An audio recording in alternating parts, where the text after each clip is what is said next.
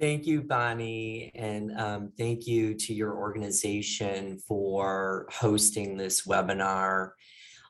This is such an important topic that we're really happy to share an update to a policy that we had for a while in New York City, and we're really hoping to get the word out to everyone to start utilizing this way of documenting homeless contacts with our unhoused population for the supportive housing application.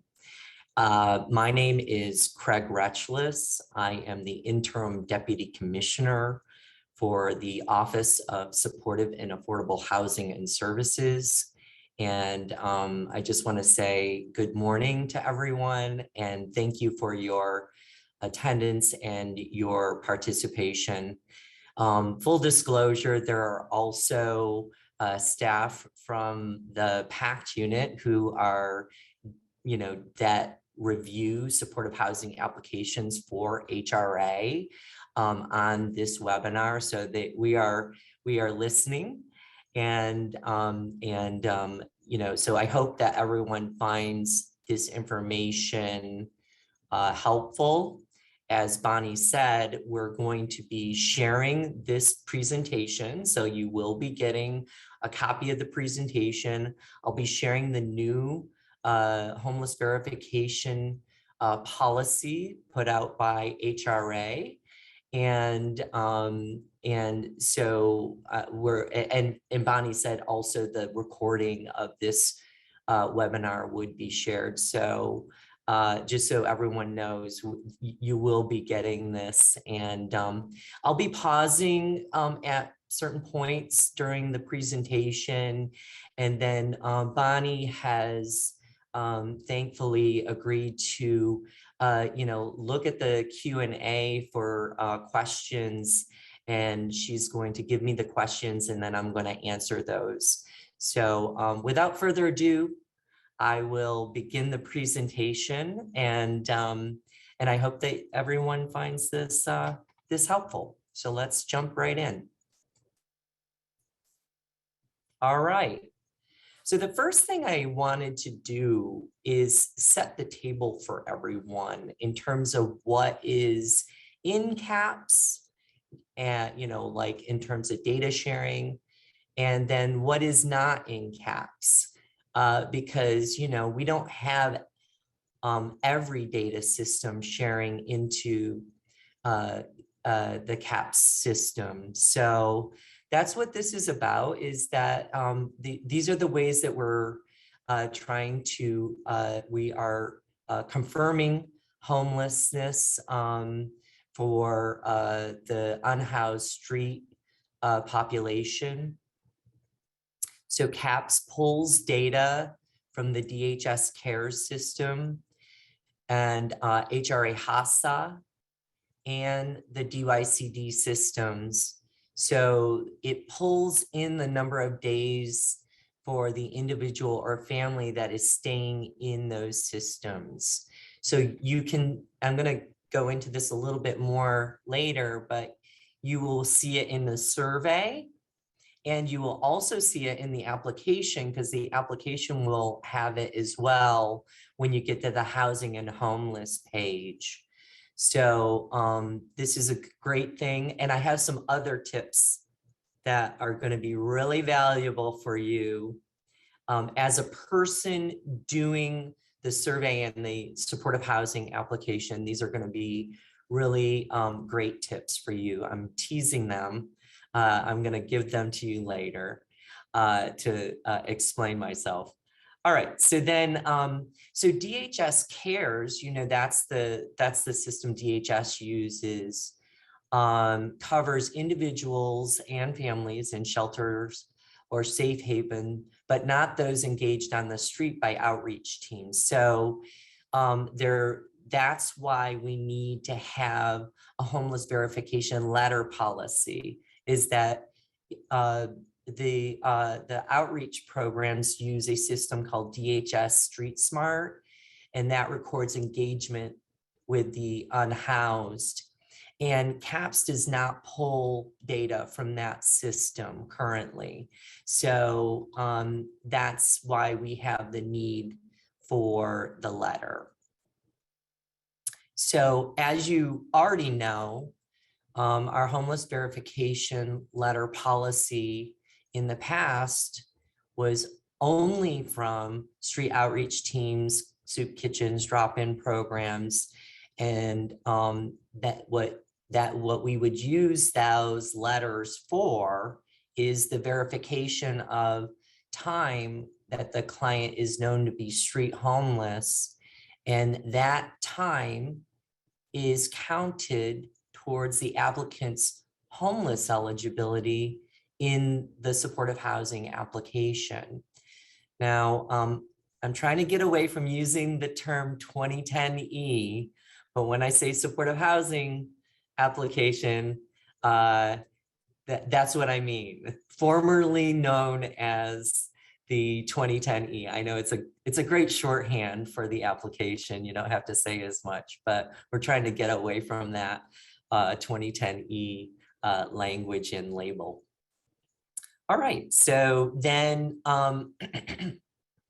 there are other systems, not just the outreach programs for people who are street unhoused, that we need to get letters from as well, because we don't pull data in from these other systems as well. And so other shelter types like HRA DV shelters, HPD shelters, and there are some like privately operated shelters. These are usually faith-based programs, and we accept letters from them as well. But we don't have like a data link with them like we do with DHS CARES, HASA, and DYCD. Okay, so I think because I gave a lot of information, I'm gonna pause here and just call on Bonnie to see if Bonnie or Tess to see if there's any burning questions in the question and answer before I move on.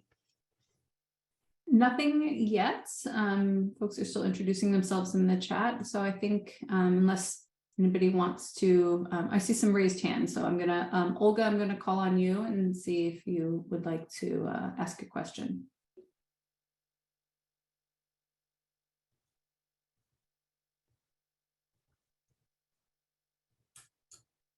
Olga, are you there? All right, I'm going to move on to Sienna. Just a second. You know, Bonnie, it would be great if they could put their question in the chat. Great, or not the chat, I'm sorry, in the Q&A.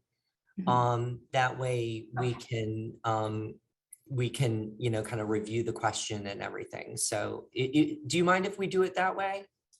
Not at all. So okay. Olga and Sienna and Raji, I think have your hands raised. If you would go ahead and enter your questions into the Q&A, that would be easier, so we can just keep track on one window. So also, first question is what, oh, sorry. Yes, Craig. Yeah. Also, if people are putting in the Q&A, you know, we'll get the Q&A at HRA as well. So then we can review those questions, you know, so it's kind of a record for us as well. Okay. So go ahead, Bonnie.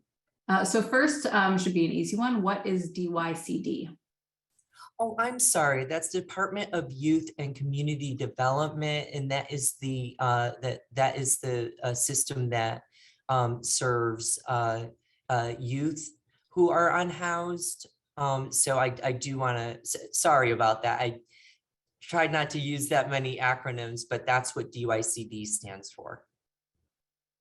Great, thank you. And I'm seeing some more people raise hands. Once again, please just enter your questions into the Q&A.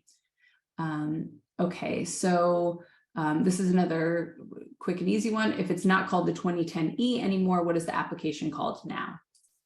It's called the New York City Supportive Housing Application. Pretty straightforward, right? But you know, a lot of people know it as the 2010E. And so when I say the New York City Supportive Housing Application, they're like, is that the 2010E? Because it's kind of known as that for so long.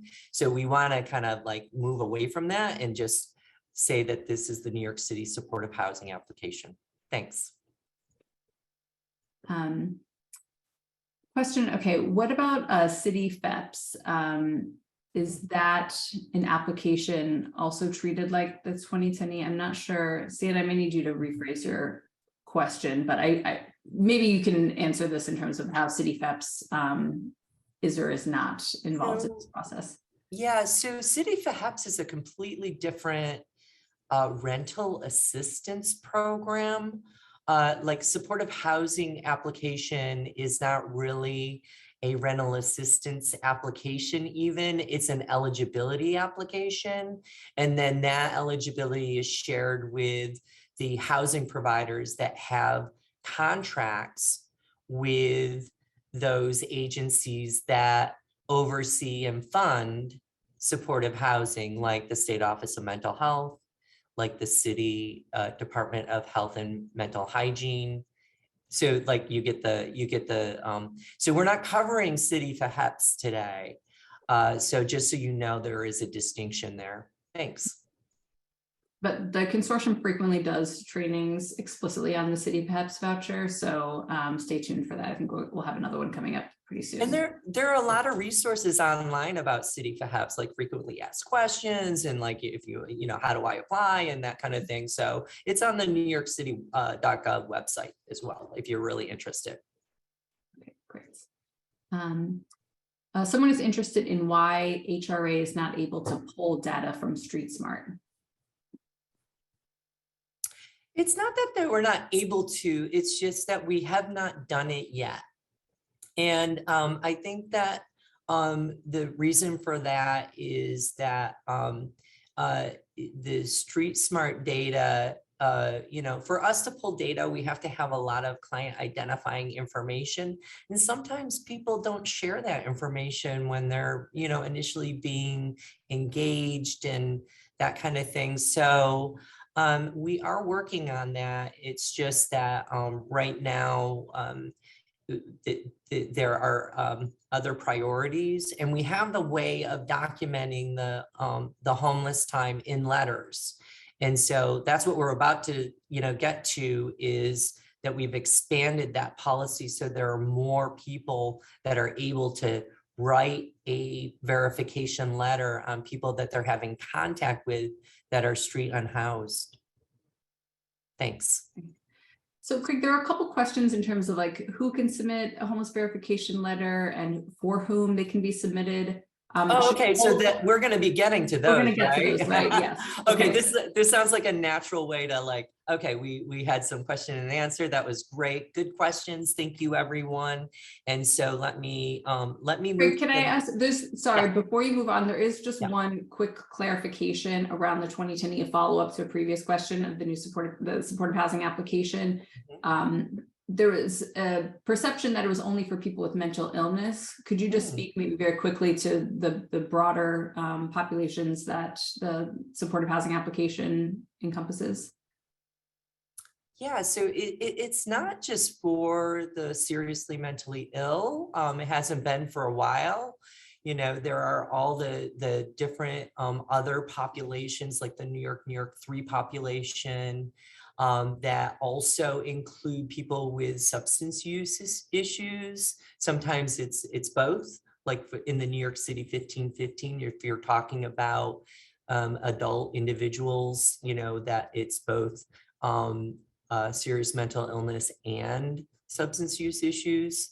And also there is those for housing dedicated to those who are what we call the Gen Pop. So if your client is in a DHS shelter, you can apply for the general population, which is not they don't have to have a serious mental illness, but they have to have some kind of like more like a disabling condition where they have like a chronic medical issue or mental health issue that doesn't rise to the level of a serious mental illness, those kind of things. And of course, I do want to mention that there is the New York 3 Pop H, which is the dedicated for those who have HIV and AIDS. And so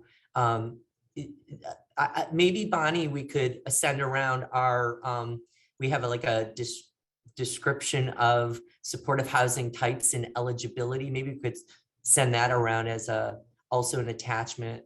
Yeah, we have, I don't know if we have a recording, but I know you did a supportive housing 101 for us recently. So if we at least have a presentation with slides from that, if not a recording. Oh yeah, that's also primer. that's also good. That was a good presentation to get the kind of like the differences between different populations. But we have a reference sheet as well, which reference. Okay. Yeah. Okay, great. Yes, we'll be sure to share that around both of those things for you. Okay, I actually have two more kind of more general questions, and then I'm holding anything related to the homeless verification until after the next section of Craig's presentation. So this is a question regarding people in jails and emergency re-entry hotels, that their time in those places are not being counted towards their homelessness. Is there a mechanism to change that to include their time in those settings towards their homelessness? So it's rather complicated for the jail issue, is that I'm going to defer to the HUD policy because that's what we're following. And HUD does not count institutional stay. So that is something important to know. So if your client is in the hospital, or if they're in jail, or if they're in a nursing home, that does not count towards their homeless time. But if they're only in those settings under 90 days, it doesn't count against their homeless time. That's how HUD does it. And so we're following the HUD policy here. So I hope that clarifies. And I have a link to the full HUD policy. It's good for, if you want to take a deeper dive into the regs and the policy and see how we came to expand our policy.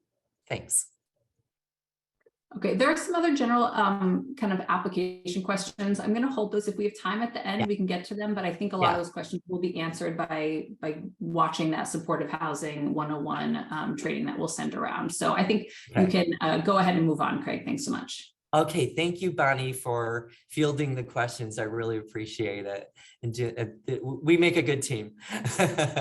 So, okay, next slide I go to. Okay, so this is something that I've been alluding to, is that, HUD has a policy, and we really took a deeper dive into their policy. And HUD does allow for human service professionals who are not directly observing the client in a place not meant for human habitation. Now, this is kind of HUD language. I don't usually speak like this, but this is like the policy. So HUD says that what we call unhoused street, they call it, they consider those people living in a place not meant for human habitation. And what that means, it can be like that they're living under like an overpass, or they're living in their car. That's not meant for human habitation for long term, right? Like none of these things. So this is what they're talking about when they use that language. But in the past, so human service professionals can document clients' homeless history if a verification letter through an outreach type program cannot be obtained. This is going to be important later when we go over the sample letter that a human service professional would need to write, so I'm going to go over that. So hold your questions on that for right now. And an attestation by the human service professional's best judgment that the individual is living in a place not meant for human habitation. So basically they want you to write, in the letter that it is based on your best judgment, but it's also based on the client is telling you that they are unhoused and they're living in a place not meant for human habitation. So we usually use the general term as street homeless for that, but you have to think about like it's everything, right? It's everything that's not meant for human habitation. And so the letter will need to include that, like say I'm I'm going to give you an example. Say I'm a caseworker, or a therapist, or somebody working with somebody who is living on the street, but I'm providing services to them, and I see them like once a week, and they keep telling me like I have not resolved my homeless situation. They're basically reporting to you every time they meet with you that they have this issue in terms of an unresolved homeless issue. And so that's what the attestation is all about. That like you're saying, like, and I'll go over this in the sample letter. You're saying that, okay, I met with John Doe on such and such a day, and they're still reporting where they're unhoused. They have not resolved that issue. And so you're going to be documenting that in the letter.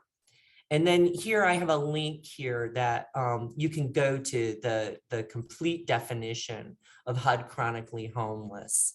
And it gives you kind of the details on the things that I'm distilling here in the presentation for you. Okay, I'm going to go to next slide. So you can see here, this is all in our policy as well, and it gives an example. So we like to have the letter on the letterhead. We like to see that it's dated. It has to be very professional, right? Like this letter has to stand up to like, say, a HUD audit, or, like you want it to look like something that people can use, because this is not only going to HRA for eligibility purposes, but it's also going to the housing provider to say, like, if they're serving somebody who is a population that is chronically homeless, this is a way for them to have it in the client's chart to, if they're audited by whoever is their service funder or their, or other funder in terms of congregate programs, they may need this letter to show. So we want it to be very professional, on agency letterhead, dated, explanation of why the provider is writing the verification letter. So that means that you need to like say that you attempted to obtain the letter from an outreach program, but that was not fruitful, that attempt. And then because sometimes the client may not be engaged with an outreach program necessarily, but also it may be that you're just not able to kind of connect with the right provider. But this is so that you can say like, well, I tried, but, and this is HUD policy, that you can say, I tried, but here is my verification of my experience with the client, and I'm writing the letter. Okay, and then the locations where the client is reporting to be on the street or in a place not meant for human habitation. The name and title of where you're working. Initial engagement with the client, because we're trying to establish a timeline. And then you're going to detail all of the different contacts you have.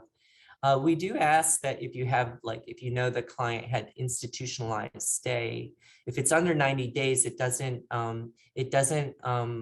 like, as I said, it doesn't count against the person. But if it's over 90 days, then it counts as a break in their, it counts as a new episode after their institutional stay. That is a HUD policy. And then the attestation that the information included in the letter is accurate to the best of your knowledge. And that is your professional attestation that that you're saying that this is based on my professional judgment that this person is not housed, and they keep reporting this to me. So you can see that this is good. We also think that you should think about this for settings like in hospital settings, like for emergency room contacts with people. We have heard that that can be frequent, and so this just expands the number of professionals that are having contact with our street homeless population, and being able to verify their homelessness for them. All right. So I think it'd be good for me to take a pause here. And if it's general questions about the supportive housing application, let's save those till the end still, Bonnie. Yeah. But like maybe if there are specific questions about what I just mentioned about the HUD policy and the verification letter itself. Great. So one question, can a verification letter be written for couch surfers who uses a family member's address on their legal documents? HUD does not allow couch surfing as a definition of in a place not meant for human habitation. Neither is like overcrowding or anything like that. Is not in the HUD policy. So that is not we have adopted the HUD policy on that. So, but I would say that oftentimes people who are in that situation also have periods of time where they're homeless. They are couch surfing one day, and then they could be street homeless for periods of time, and recording that for them will be a service to that individual. So I will say that. What about somebody living in an illegal apartment that is not hooked up to running water? Would that be counted as a place not meant for habitation?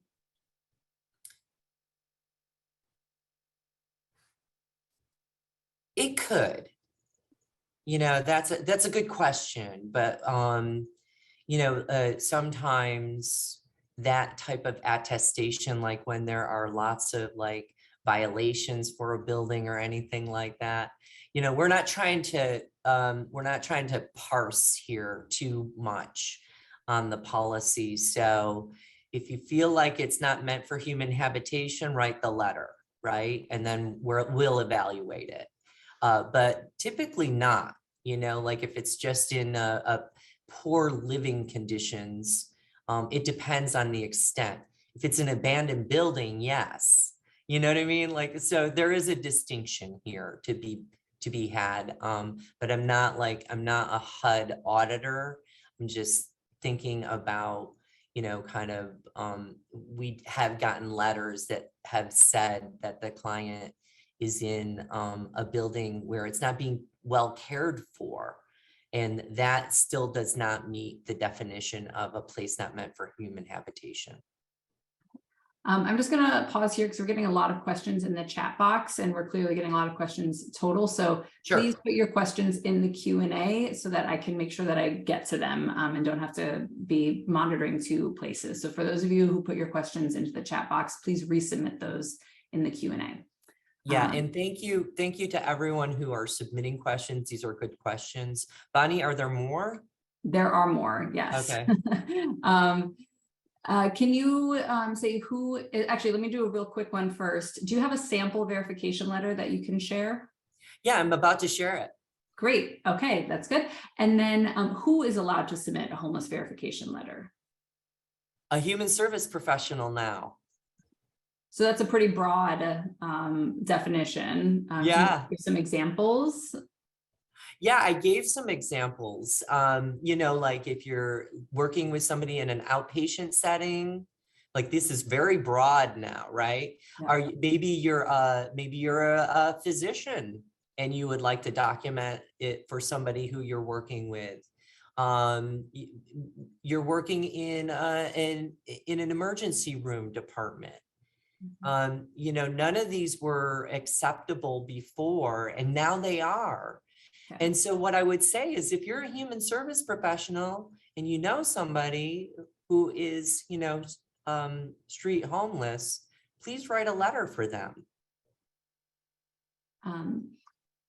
Okay, let me ask one question. I maybe have a little bit of a follow-up on that, but so there's a question around drop-in centers as being staff from drop-in centers being able to document street homelessness. Previously, they were told it had to be a street outreach team. Has that changed? How do drop-in centers go about documenting and verifying their clients? So we you know, so yes, there was some, you know, kind of confusion about like who was able to, because sometimes like you're working a drop-in center, but you're not actually seeing them on the street. That is no longer the case. You're a human service professional, right? The human service professional letter, because you're not directly observing them. So that's what our HRA policy makes a distinction, is that like, because HUD makes a distinction. HUD makes a distinction that if you're actually directly observing somebody, then that is really the standard they like, right? And that's the one we went with for, you know, many years. But now what we're doing is we're saying human service professionals can do it, because HUD says they can do it as long as they do it in a certain way. And I'm going to be showing you, I just went over all the, you know, kind of the bullets that need to be included in your letter. And then I'm going to show you an example of the letter. I hope that clarifies. And what about safe havens? It's I'm guessing that safe havens can now do the same. This person gets referrals from JCC for people without an outreach team. They work in a safe haven or shelter. Those professionals can now write the homeless verification letter as well. They may not need to, because safe havens are in cares. Right. So we'll have the data pulled into the CAP system. So as I had said in a previous slide, if you have somebody who is in a DHS shelter or in a DHS safe haven, you should be seeing that there's time in the survey and in the application reflecting that. If you don't, then yes, write a letter. This person says, oftentimes clients are unable to provide specific details of the name or location of the shelters that they've been to, no matter how hard we try. In such instances, we don't have a party to contact. We state this in the letter. Well, if they're in the DHS shelter system, then you would see it in the survey and the application, because we get that information, right? So but if they're in another type of shelter system, then you know, other than DHS or HASA or DYCD, then you would need to write a letter.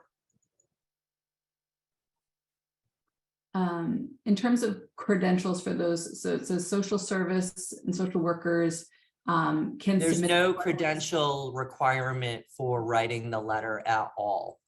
We don't have, there's no policy from HUD that it has to be a certain profession. Although I am at the end of this webinar going to tell you all the professions that can write a psychiatric evaluation for the supportive housing application, because I keep trying to get the word out. Like, if you're a licensed mental, I'm sorry, an LMSW, you can write a psych eval for the supportive housing application now. And I don't think the word has gotten out yet. And so I'm going to go over those again and put it in this presentation, even though it's not homeless verification specific. It's about getting the application completed for your client specific, right? Yes, and that was a really hugely helpful expansion of, and release some of that bottleneck for folks who needed that psych evaluation. So it's really very good news, and we want to make sure people know about it. Yes, okay, one question. Can multiple letters be provided? Like if a hospital social worker wanted to write one documenting their conversations with somebody plus a letter from a bodega employee, and a human services provider letter.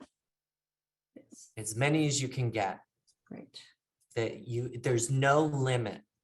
And there might be some overlap, and maybe you want to write about that in your psychosocial, you know what I mean? Just to say, like, you can write about like your attempts even in the psychosocial to obtain, verification for the person. It's not easy. We understand it's not easy. But there's no limit, and submit the letters. And then, the reviewer in the PACT unit will be evaluating it and trying to put it all together. You will also be trying to put it together on the housing and homeless tab in this application. And I'm going to show you a screenshot of that, and we'll get into that a little bit later. Great. I have some additional specific, we're going to do rapid fire types of professionals that can or cannot submit the letter. I think I know the answers to a lot of these, but I want to make sure that we're right. Okay, a human services provider, like a doctor or psychiatrist working with the shelter or outreach team. Yes. Yes or no? Yes. Yes. Great. A forensic social worker and LCSW in a public defender's office working with clients. Yes. Excellent. I would qualify them as a human service professional, even though they're a lawyer, right? So this is really like, in the broadest terms, a human service professional. And that's why we use that language to try to be so much more inclusive, right? Very inclusive. Like, so so keep going. This is good. Maybe we can get at all the. That actually might have been all. The last one was regarding the psych eval. So I'm just going to hold that because I think we'll probably get to it. Sure. Okay, a question about how is this being communicated with PACT reviewers? I know we have some on the meeting today. When I worked at a soup kitchen, our letters were routinely rejected. So we have trained on this already in the unit. We're waiting to get them. One of the reasons why I reached out to Bonnie is that I wanted to get the word out even more. We did an announcement in our system and everything. We're not getting a lot of these, so it's not being taken advantage of. But please do, read over the policy when you get it, or if you have it, because I do want people to know the policy. And I don't know this person, like what their particular case was or how they wrote the letter, but if you're following our guidance, it should be approved. And this policy took effect in October or November. Yeah. Okay, so it may be that your application previous. Yeah, and we trained PACT reviewers ahead of the policy as well, and we've been revisiting it as well. So as a team, everyone is aware of this, but of course, if you have an issue, you can request to talk to the PACT reviewer supervisor if you feel like there's like a disconnect, so the supervisor is always happy to kind of review the case and figure things out. Okay.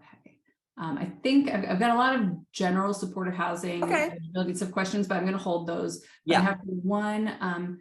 What about a person who is staying in a hotel paid for by family that the client themselves cannot afford? Would that count as homelessness towards this criteria? No. I don't think so, but what I would say is submit the letter that they're staying in a hotel and that it is not, kind of a permanent situation for them. Yeah, sorry. So the policy went into effect October, I believe, 2022, this past fall. So it's a new policy.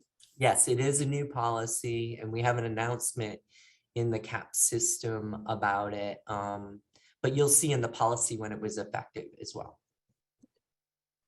Okay, I think I'm going to hold the rest of the questions for later so we can move on. All right, great. Thank you, Bonnie. Appreciate it. All right. As promised, here's a sample letter. So you can see this portion here. I'm not sure if you guys can see my cursor or not. But what I'm doing is I'm circling the XYZ hospital. So this is completely sample fictitious letter, as you can see. But it gives you the sense of like we want it on your letterhead. Here's the date. You're making it very professional here, to whom it may concern, and then you talk about the person being you're providing services to the person. In this sample letter, it's the John Doe is a patient of Dr. Jane, and presenting in the emergency room, and then you can see down here it's saying that well, first they talk about that they tried to get verification from a street outreach program in the area. And then it's giving a report of what the client is saying, where they are, where the habitation is, where they are living. And then the dates. And these are very important, the dates, because it establishes a timeline for this client, where you were. So now it's not that you're directly observing them at 14th Street and First Avenue, and like you're not observing them actually unhoused on the street. You're in the setting of the hospital, so this is a human service. I know it's a doctor, but it's a human service professional when they're having contact with somebody who's reporting that they're street homeless, right? So think about it that way. It can be any professional. And then you can see that there's the attestation. I attest to the best of my knowledge, the information and observations on my client's homeless situation provided in this letter is accurate. So you're signing it, and then you're giving your name and your title at the hospital. So this is in the policy. So you will see this is exactly the sample letter that's in our new policy. So I'll go to the next slide. Yeah, so I'm moving away a little bit of like the actual letter. What I'm also I want you to understand is there are many opportunities in the CAP system that you can find other homeless letters. This is really good, right? And I don't know if everyone knows about these things. If you know the system and you've been, if you've been, utilizing all the information that is returned to you by the system, you probably already know this. But for those who don't know it, I want to highlight it, right? And so, as you may know, that if you do a survey on a client, and there are prior supportive housing applications within the last 5 years, the survey indicates there is homeless documentation in the application. So let me show you what that looks like. This is a screenshot. So you can see here, you're looking at prior supportive housing applications. This is from the survey. You just matched your client in the survey. This client happened to have prior applications. And then you see this little red asterisk here. And what does it say? This housing application contains documentation that may be used to substantiate prior homeless episodes. Please click on the referral date. So you would click on the referral date. Under the referral date column, you can see the dates there that are in blue. And those are links. You click on that to get to the application and the components of the application, everything that was uploaded. So click on that, and then view the documents called housing docs. So you can review what was submitted in prior applications. This is really great because if your client is known to HRA and had prior applications, you're going to see those verification letters that were written in the past. This is a good thing for if they are there, because then please use them. And I'm going to show you how you can upload them to your new to the new application that you would be starting on your client. So then here's another way that you can find homeless documentation, homeless verification letters, possibly. When completing the New York City Supportive Housing Application, formerly known as the 2010E, there is an opportunity to review homeless letters previously submitted and upload them to your current application to be used for homeless verification. So this is good. Like, we thought about this when we designed CAPS. We said, okay, if there's a homeless document, I want there to be a way that they can just upload them to the new application and then take that into consideration, right? So then I will show you the screenshot of that. This was the screenshot of the survey returning prior supportive housing application. But this is a screenshot of from the housing and homeless history where, documents were submitted that were tagged as housing documents.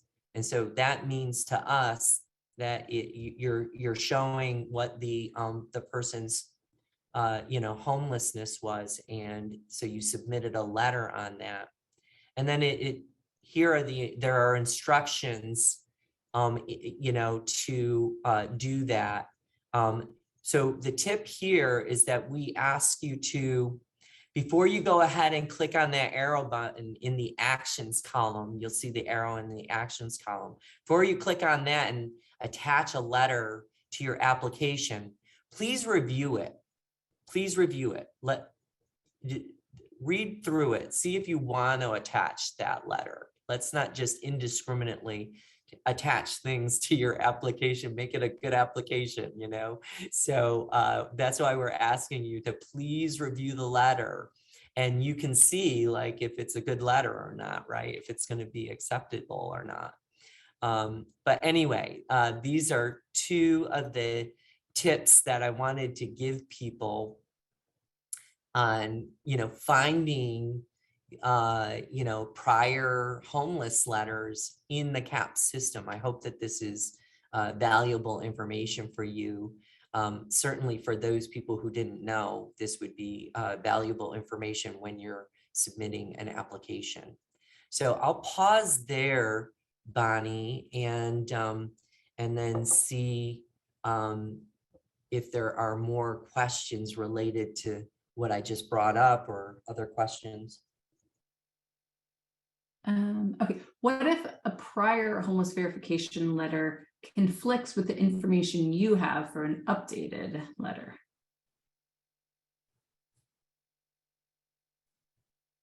Yeah, that's a complicated question, and it's kind of like it depends, right?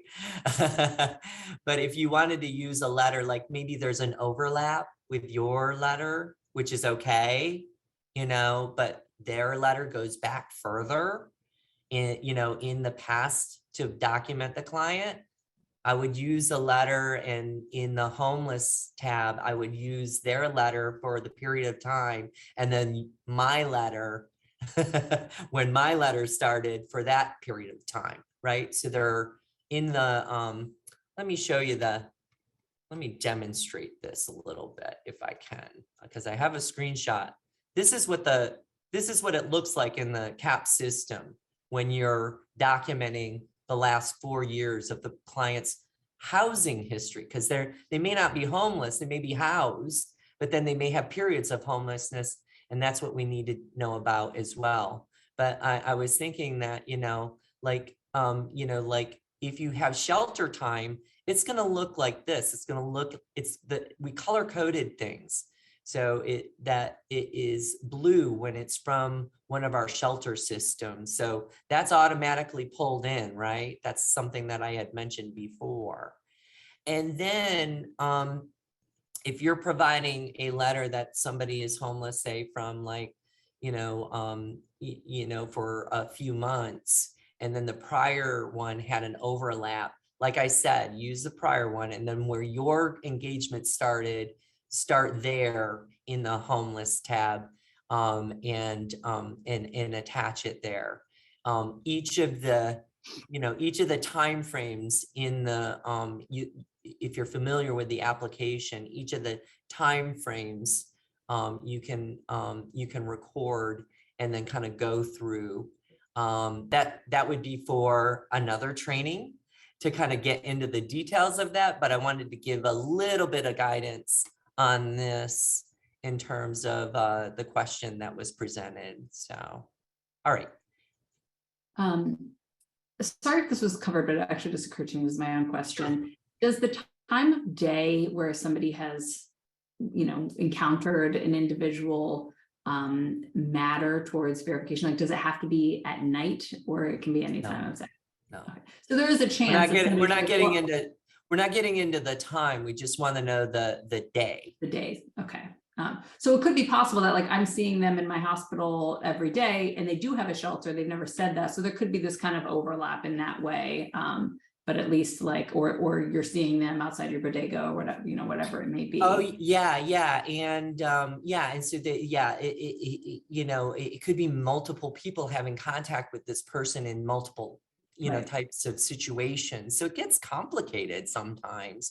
But what we try to do when we do the application is I feel like, if you're working with the client on the application, it really is like your duty to kind of figure out how to put it together in the application so that it makes sense, right?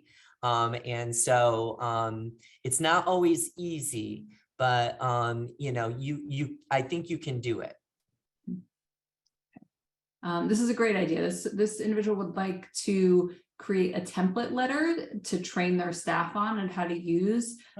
Could they submit that to DSS PAC to verify that that's okay, like that's kind of the right type of letter to use before they train their staff on that? Well, we provide the sample letter in the policy. So if it meets all of those things, and they should read like all the bullets that are in this presentation, you don't need our sign off on anything. I don't want to bottleneck anything. Go for training your staff. And if it gets rejected, then maybe like follow up with us. Maybe you missed something. Okay. But yes, like you don't need us to sign off on these things. That's why we did the policy, the guidance, and we're doing this training. I want to draw attention to a comment in the chat around the DYCD shelters. Those are the ones for youth, that the auto population does not always happen or is not very timely. So encouraging you to still reach out to the individual shelter, the youth shelters for letters rather than relying on the integration of the data in the system. The client has to consent to the sharing of information with HRA at DYCD, at the program. They have to consent to it. So there's so it may not populate there even though they're in the DYCD facility or program, so then you would need to submit the letter from DYCD.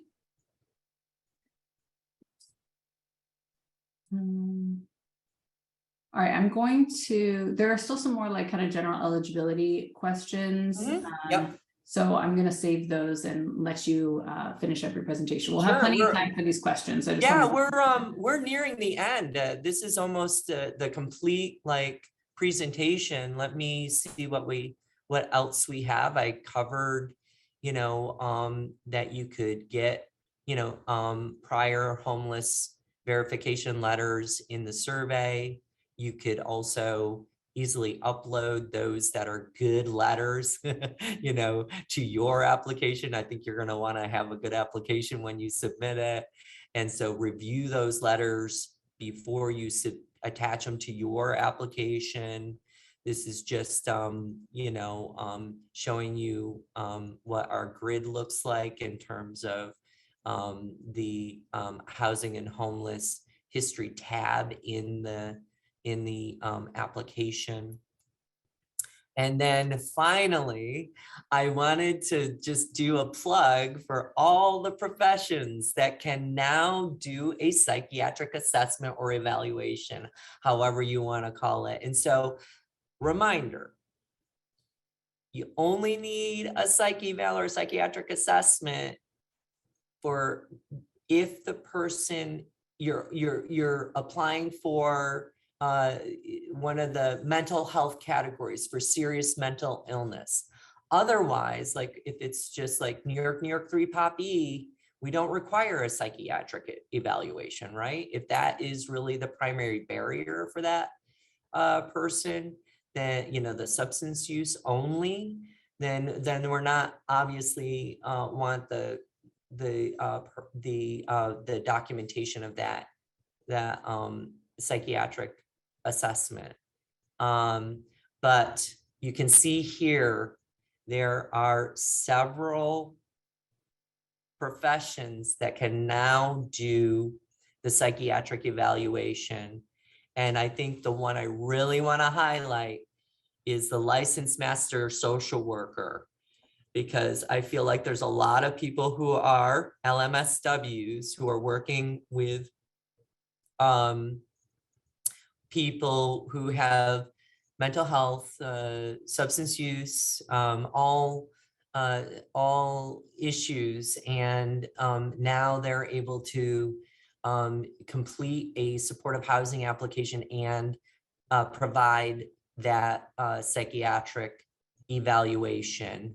And so I just wanted to, there's also the licensed mental health counselor. I don't think we get a lot of those as well. That might not be a profession that is, there's a lot of people who have that credential.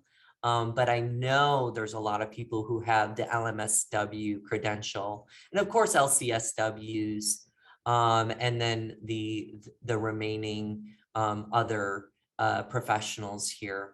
So I did want to do a plug for this, and I'm hoping that I'm still surprised people are still kind of learning this in the community. So every chance I get, I want people to know that this is available to you to help your client when you're seeking supportive housing.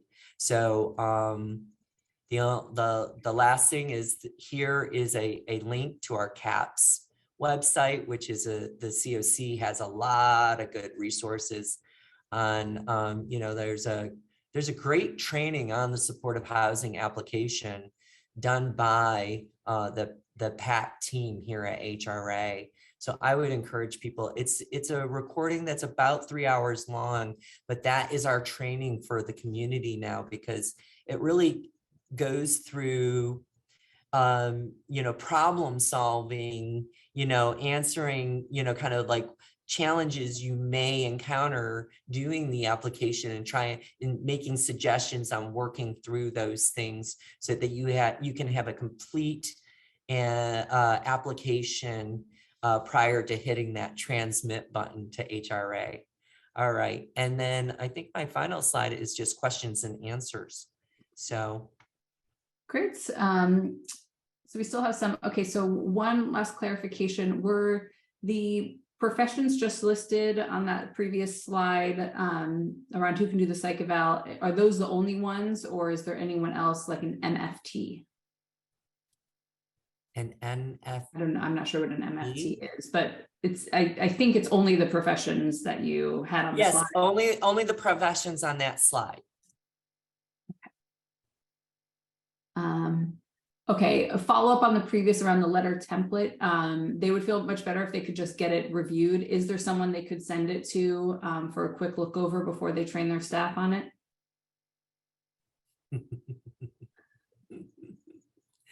We're all busy people. Yeah, you could send it to me. Thank you, Craig. Maybe Bonnie could share my information with this particular person, and yeah, we'll review it, but we can't do it for everyone. Right. That's the problem, is that we really don't have the resources to, kind of review every agency's sample letter. That's why we provided the sample letter. Okay, let's see. All right, some eligibility related questions. Here we go. So clients that have stayed in the Mock-J re-entry hotels, is that time counted? I'm not sure if you should know whether if they're in CARES or not. Wait, the Mock-J, say that again. The Mock-J re-entry hotels. Oh, okay. Okay, you would need to write a letter. And those are temporary stay, is what I understand. I'm sorry, I'm not as familiar with the Mock-J hotels, but I do believe that those are temporary stay and they should count, but you will need to write a letter saying, like, this is explaining, the program and the person's stay there. Okay. That's not permanent. Okay, Raji, let us know if that answers your question or not. Okay. Okay, let's see. Again, another question about the prison and jail-based population who are returning home, but only like go directly into shelter. Yeah, the institutional time is not counted as homeless time. They're counted as being in an institutional setting. I don't even like the wording on that. I feel like it's kind of outdated, but that's the HUD language. So yeah, that will not count for the person except for what I had outlined before. If the person was homeless and went into like a hospital and only stayed for 60 days and came out to homelessness, that's not going to count against them, and it's not going to be a new episode. So I would encourage people to review our HBL policy, because it does talk about how you construct HUD chronic homeless time, and what I'm talking about in terms of institutional stays and how episodes get counted. HUD has a very complicated policy. I hope no one from HUD is on here. Maybe they're not a fan of it either. But yeah, it's something that we adopted so that, for those projects that have HUD funding, that we would be aligned with it. So actually on that note, because there is a question about the HUD policy. So is HUD policy, are you using that for all supportive housing, even if it's not HUD funded, or for those programs that are not HUD funded, could you have a less restrictive model in terms of defining homelessness? In the New York City 1515 initiative, it was the HUD chronic definition was adopted by the city. And, so I think everyone knows that the city receives a lot of HUD funding and a lot of federal funding that has to do with, resolving homelessness. And so we did take on the broader policy in the city.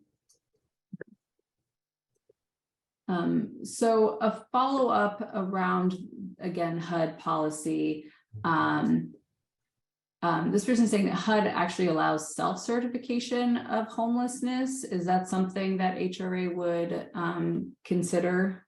We don't accept that for eligibility purposes. But if you do know the HUD policy, a program that is receiving somebody and they can only do that for like a portion of their building. I believe it may be 25% of their units or something like that. So it's really kind of like getting in the weeds on this.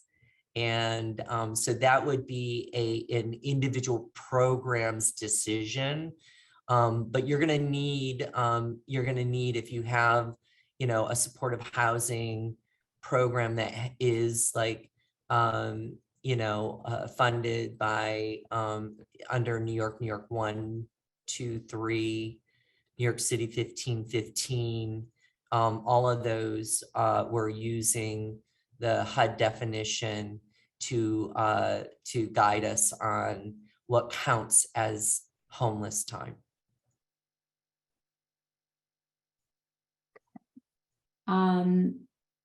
Okay, so this is about the past homeless verification forms. So in cases where it was the housing verification letter that was the reason for the application being rejected, not approved, will that be indicated in the history so that they don't upload it to a subsequent application, I think is the question, Julio? No, there's no way to do that in the system, really. Sometimes people feel that systems are, built to be a certain way. And it doesn't really work that way. That's a very kind of like special programming. I think we'd have to get into some AI technology on that, but the city doesn't have that yet. I'm hopeful though, maybe in the future, but that's why we asked, or I asked in this presentation for people to review the letter. And there's probably a reason why the letter wasn't accepted, right? It probably did not meet our standards. So, so you would need to review those as a part of the process of, whether you want to utilize that letter or not. That's going to be the person submitting the application and your best judgment. Okay, CAPS is now asking for proof of connection with a primary care provider and to attest that we have a recent medical evaluation on file. This is a huge barrier. How flexible are reviewers in allowing us to skip this part of the application? I'm really sorry. I'm not sure what the person is describing, but maybe we could do a follow-up with this person. Because it sounds really specific. Okay, I'm sorry I'm not able to answer the question, but like, it sounds like we're getting, really into, some of the details, and but we're happy to follow up. Okay. Let's see here. Have there been any other, other than changing the language from 2010E to supportive housing applications, have there been any other substantial changes in the supportive housing application recently?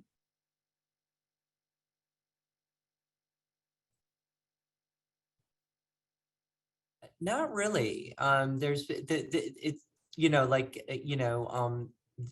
timeline is that there was a complete redesign of our system in 2020. October we launched and rebranded our system to be the coordinated assessment and placement system, and we have made some kind of minor tweaks here and there to try to work through any kind of technical issues people were having. And right now we're in a really good place, I think, in terms of like, if about development, it really is in a more maintenance stage. So yeah, but and we didn't have to change anything in the system for this. This was a policy change. And so when I'm going through these things that are available in the system, they've been available in the system since the redesign in October 2020. In terms of, I think, accessing supportive housing, what about somebody who has a service animal because they have disabilities? Is that a barrier to? It's not a barrier to eligibility at all. So I want to make that very clear. I mean, no one is, that doesn't impact. I would write about that because, where it's going to be considered is when they're referred to a supportive housing provider. And that's where, you would want to, make sure that, there's no exclusion. There shouldn't be an exclusion of service animals anyway, but, I can't speak for all of the housing providers and, what rules they may have. But I would just say that in terms of supportive housing eligibility, that does not impact at all. But I would write about it because it's important to know that the animal is a support to the person, and how, just clinically, like how that is helpful to the person in their day-to-day life and quality of living and that kind of thing. So I would write about it if you're doing the psychosocial. Question about what conditions are counted under SMI. And I don't know if they list a whole bunch of options. I don't know if that's something that you covered in the Supportive Housing 101 training, or if there's somewhere where that information exists. So in the survey, they're like, when it's asking like what kind of like condition the person you're working with, has next to the mental health, there's like a link to SMI definition. Now that's the layman's definition in the survey, right? It's not the full State Office of Mental Health regulatory SMI criteria. You can find that is in a lot of different places. And so I would just encourage this person to review that criteria, or when you're doing the survey, look at the layman's definition. And I think that you'll get a good sense if your person meets the criteria for serious mental illness. I always like to say that there are about, there are a lot of people with mental health issues, but all people who have mental health issues, it's only about 1 in 5 meet the serious mentally ill criteria. So that's good to know, because just because we can't just say like, oh, somebody has has bipolar disorder. We can't just say that they're seriously mentally ill, right? It's both the bipolar disorder and the functional impact on the clients. And that's what we're always saying in HRA, is that write about the person's functional impairments, write about how their mental health conditions impact them, and then we can see that they meet the SMI criteria or not.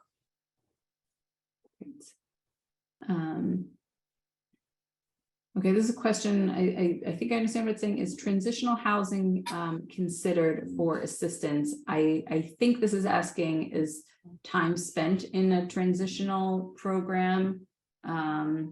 Transitional is not specific enough for me to answer that question. All right, Sienna, if you can follow up with maybe some more information about what you're asking there.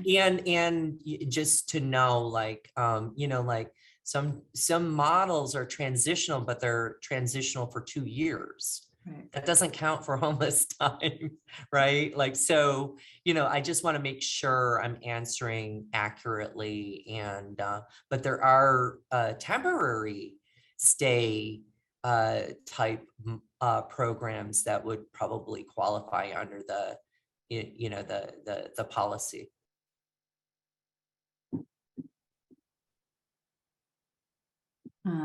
Thank you, Bonnie. I just want to say thank you for fielding the questions. I really do appreciate. These are great questions. These are great questions. They're There's so really many, so good. thank you.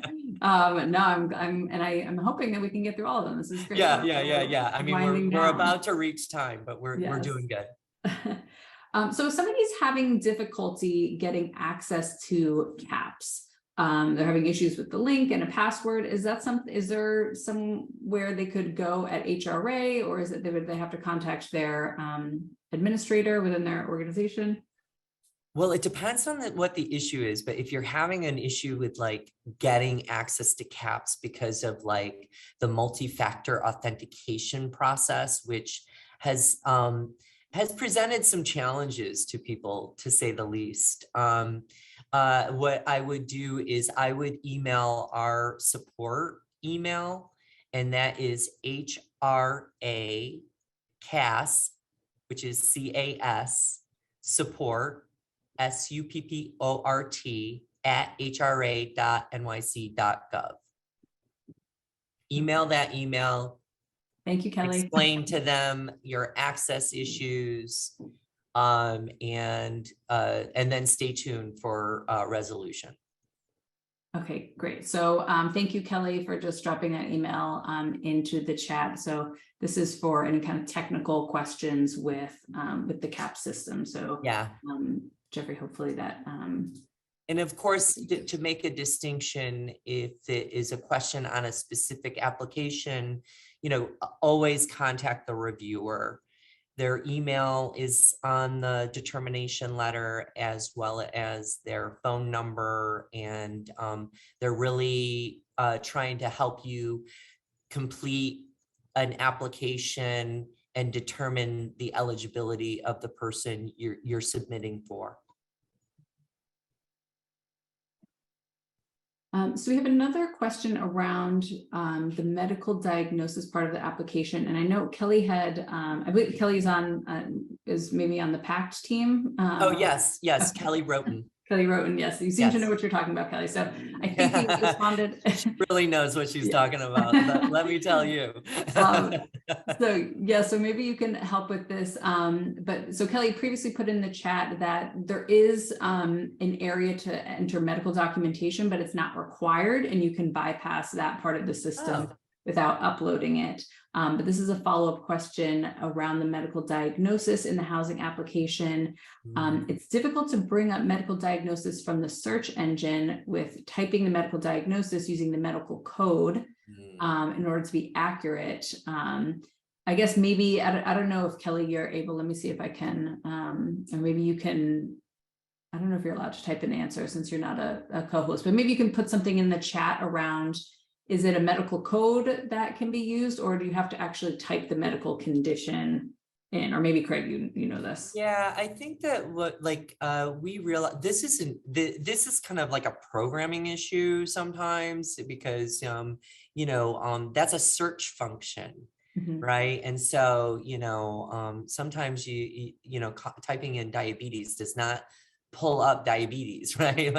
Like it's under something, like a very medical name, ICD 10 code, so yeah, that can be a challenge for people completing the application when they want to, get all the information in there. But you can also write about it as well in the psychosocial. Great. Okay, so we have a clarification from Sienna around, so this is a reentry client who goes from prison into a 90-day transitional housing environment. Is their stay in that transitional program counted towards homelessness? We've already covered that their time in prison is not, but if it's a time limited 90-day, would that? I think so. They should write a letter. And then if we have part of the also is that, we at HRA and the PACT unit, we know about a lot of different programs, but sometimes we don't know about your program. So sometimes it's good to for us to follow up. We might follow up and ask you about your program. And then what we do is we train on new programs that are referring clients to, so that we're documenting it and counting time correctly. Great. So, and Kelly gave some information about how it works in the system. Okay, great. It sounds like it's, yeah, maybe not the most user-friendly way, but it's by first letter only. Maybe over time, you know, obviously like the CAP system is constantly being assessed and reviewed and updated. So, you know, we'll keep this in our in mind as, you know, system improvements are able to be done. Oh, yeah. Particularly there's a lot of work that's about to be done by the CAPS committee. I say that because I'm on the staff at the CAPS too. Yeah. So I'm putting that hat on real quick. Yeah. Great. Okay, I just want to let you know we've got 5 minutes left. A poll is going to pop up on your screens shortly. Just a basic evaluation poll. We'd be very grateful if you could complete that. There are several questions. I'm going to ask one more, but several questions kind of about general supportive housing application. We will, in our follow-up, along with the slides from this presentation, the recording of this presentation, and some other resources, including the actual policy and supportive housing category definitions. We will include a link to a training that we did on supportive housing 101. And I think we probably also have one, and I'm sure the COC or the CAPS website has recordings of kind of like what the application process is like. There are lots of resources out there. We will bundle some up and send those out because I don't think we're going to have time to run through those. So I think this will be maybe our last question. Sure. This is another MOCJ reentry program. So who do we contact for an available room referral? I'm guessing this is maybe like a shelter referral. But they say people are being released and coming to the provider is Exodus for housing placement. Is there a way to avoid them being street homeless? I guess maybe the question is there a way to kind of directly from incarceration get people into a shelter without having to go to the street? Olga, correct me if I am misinterpreting your question. Yeah. I really feel like that's a very specific question. And, you know, I want to do it justice. So, there are teams in the jail system that do supportive housing applications for people who have mental health issues and other issues. So the person may be already approved for supportive housing by those teams, maybe not, we don't know. Like you do need to have the client's consent to share information. So that could, they don't have to apply. They are offered to apply if they're identified. And then I would just say that the MOCJ teams could do a survey and see if they have any prior supportive housing applications. And also there may be some good information that those survey returns for them to help the clients that they're serving. Sorry, it's so general, but like I'm without like some of the specifics, it would be hard to answer that question. Great. Okay, this should be a very actually quick and easy one. Just confirming that the supportive housing application can be submitted if the person is in shelter or street homeless. They're asking if they can submit an application? Yes. Okay, yes. If you have access to CAPS, you can submit a survey and an application. And like I said, the survey will return the shelter time if you're working with somebody who is in the shelter or the safe haven system, and or the other systems that we have data sharing into CAPS. So yes, you should, work with your client. The first step is consent. The next step is to do a psychosocial, which anyone can do. And then, if you are seeking housing for like a mental health category, you'll need a psychiatric evaluation. And we went over all the professions that can do that evaluation. And then you complete the application and transmit it to us. I feel like that's a good place to end. Yeah, that's great. And that actually kind of answers, somebody asked for a brief overview of the steps and I wasn't going to do it, but you did it. So that's great. So thank you so much, Craig. This was incredibly helpful. Let's see, the subsidies one. Karina, we will, if you're on our email list, you'll get information about like future trainings on subsidies, but thank you so much, Craig. Everyone who attended, thank you. We will send out a follow-up email with the slides, the recording, the policy, the supportive housing categories, and the supportive housing 101 training, and maybe some other resources that we can pull together that address some of the questions that came through. So thank you all so much. We did it, 11:30. Yay.